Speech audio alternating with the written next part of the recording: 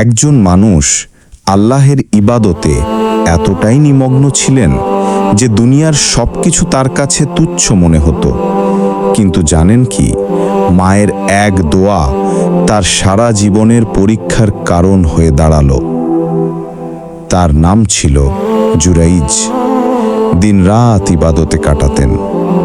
একদিন তিনি সালাত পড়ছিলেন, হঠাৎ মা ডাক দিলেন।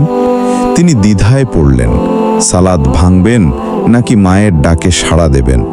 শেষমেশ তিনি সালাত চালিয়ে গেলেন।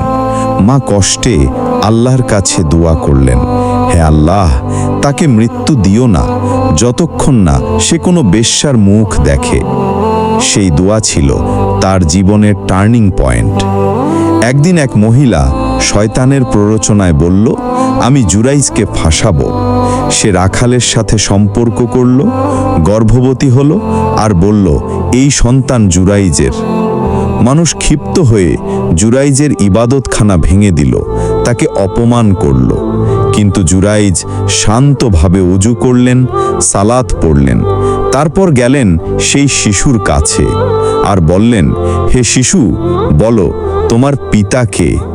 অলৌকিকভাবে শিশু উত্তর দিল, আমার পিতা রাখাল।